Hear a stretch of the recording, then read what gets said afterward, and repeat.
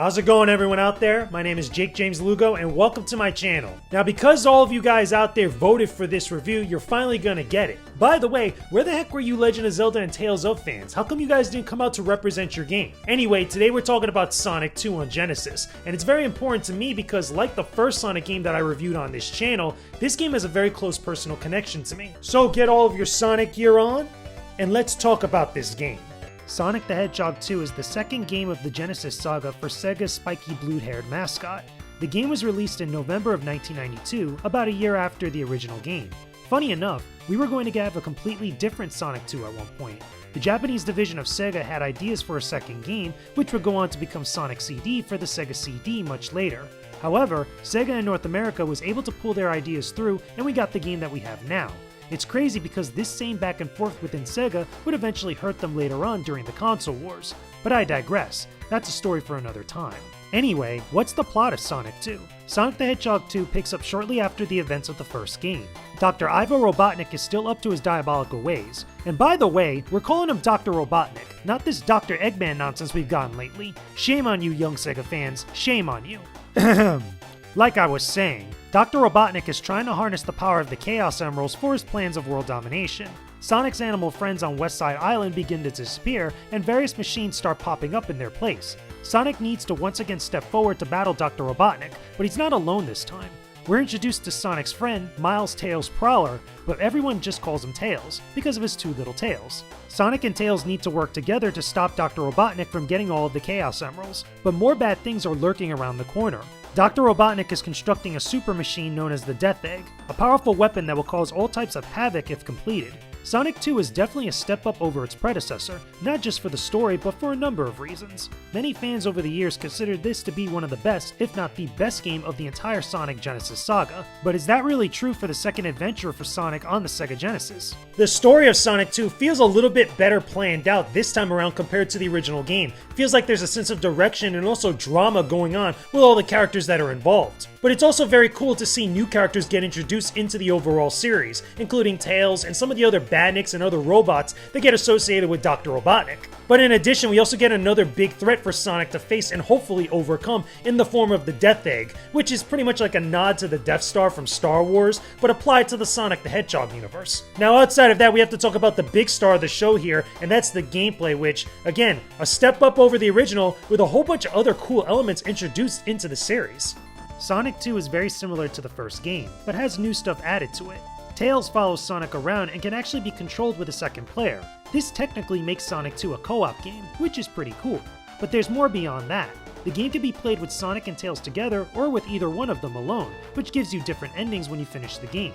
Sonic 2 is also famous for adding the spin dash attack into the series. While not running, Sonic can spin in place to give himself a huge boost of speed forward. This is great for breaking walls and getting around slopes that require a burst of momentum. Tails could do all the same things as Sonic, despite being his own character.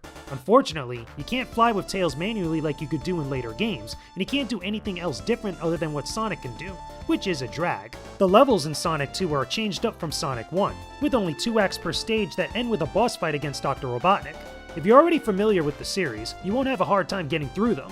Later stages, however, could get a bit cheap with some of their annoying enemy placements and hazards that stop you from running fast. Most stages can be finished in less than a few minutes, but if you take your time to explore, you'll find many pathways and other things that you miss entirely by rushing through them. If I'm being honest though, this kinda contradicts how Sonic is as a character. Exploring requires you to do the opposite of what Sonic does best, and that's going fast. But there are some perks to doing so. Overall, the formula here is pretty much in the very same spirit of the first game, which is good for a sequel that adds new stuff onto everything that came before. My small nitpicks aside, I do have to admit that the sense of speed in Sonic 2 is much better established than it was back in Sonic 1. Having the spin dash attack as a tool to get around a stage, and give you that extra burst of speed and momentum is actually a really welcome addition into this game. It actually is super helpful. And then having more playable characters between both Sonic and Tails or them as a pair is actually really freaking cool and a huge welcome addition into this game. Now I also do have to say that the Robotnik boss fights at the end of each second act are still really easy. would argue that they're probably much more easier than they were in Sonic 1, but there are a couple of them that get a little bit cheap towards the end of the game. Ironically enough, the final battle against Dr. Robotnik and the Death Egg is actually super freaking easy to compare to some of the other boss fights that happen a little bit earlier. Once you know what to do and have an idea of what to exploit during the fight, you could actually make the entire boss battle completely comical and feel like a pushover by the time you're done. Now let's talk about one of the best aspects of the Sonic series, and that's the music. Sonic games have some of the best music tracks in video game history. The Chemical Plant stage in Sonic 2 is among the favorites of many fans. It has all the attitude anyone would associate with Sonic the Hedgehog. I'm sure you've heard it many times, but listen real quick at how good it actually is.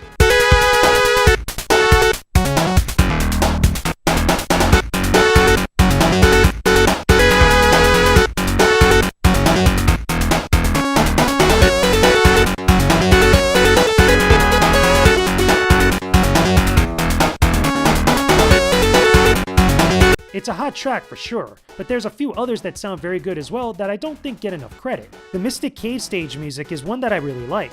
It's both mysterious and funky with its beat, though not many people really like it.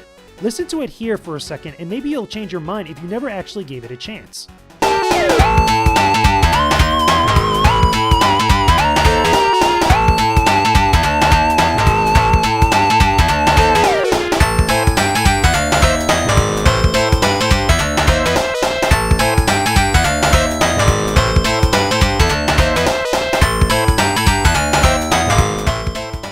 Man, that music is so good. Like, there's so many good tracks in Sonic 2. Even though I don't connect with every single one of them, the music of Sonic the Hedgehog 2, and pretty much the music of all Sonic the Hedgehog games for the most part, has always been fun to listen to. Anybody could say whatever they want about Sonic the Hedgehog as a series, as far as the characters and the gameplay, but you all do have to admit, the music that we get in this franchise has always been fun to listen to and pretty darn good for the most part. And speaking of the most part, let's talk about something a little bit less exciting about Sonic 2, which is the special stages that we have to do in order to get the Chaos Emeralds. I mean, if I'm being, you know what, just the hell with it. I'm just gonna admit it right now. These special stages suck. I'm not even kidding, guys. Like, these special stages are absolutely terrible, and they were never good. Your nostalgia is blinding you. The special stages are what you need to finish in order to gather the Chaos Emeralds, and they are terrible. These stages try to go for this edgy pseudo 3D look with Sonic and Tails running forward to gather rings. But while they might have looked good back then, they're actually pretty lackluster. You can enter these stages by getting at least 50 rings and passing through a checkpoint marker, where you could jump into the glitter right above it. The concept of these stages aren't bad, but how they're executed really is. First off, having Tails with you is the worst thing ever here. Unlike the rest of the game, Tails can get hit and drop your rings needed to pass these stages. He's able to gather them for you, which is cool, but if you're off by even one ring, you'll fail and you'll have to find another checkpoint in order to try again. Plus, you lose all of your rings every time that you fail. Most of the time, Tails over here is the problem preventing you from getting all the Chaos Emeralds since he can get hit so easily as he runs behind you. It's incredibly frustrating.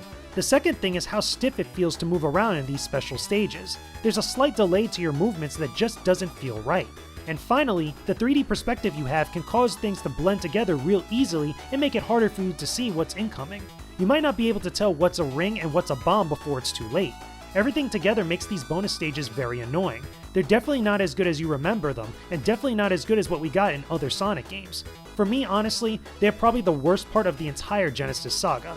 Alright, admittedly, I might be a little hot-headed about this, but to be honest with you guys, I really don't like the special stages whatsoever. They're too stiff to control, they're just very annoying to deal with. They're not as good, at least in my personal opinion, as other special stages that you get for the Chaos Emeralds in later games. But even so, I feel like they're just one of those aspects of like the extra parts of a Sonic game that just don't really mesh well with the rest of the game.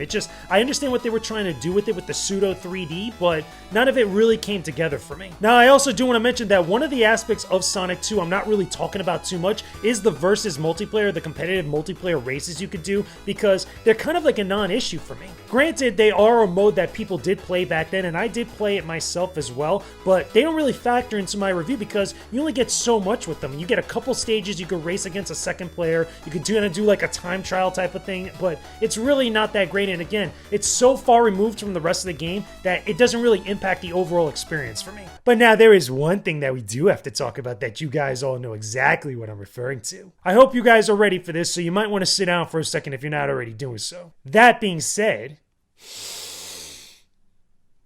Oh my god, it's freaking supersonic! Forget everything you thought you knew about hedgehogs, because all you know is completely obsolete! You are now the embodiment of complete, epic win!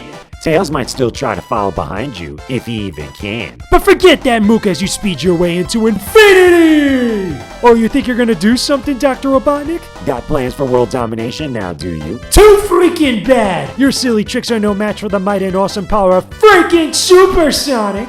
He's so freaking amazing, even the game can't keep up with him! Forget physics and gravity. The very fabric of nature bends to your will now. Your mighty power truly transcends the universe and makes all things around you praise your greatness. You go deeper beyond the limits of all that is possible. You push this game to the next level!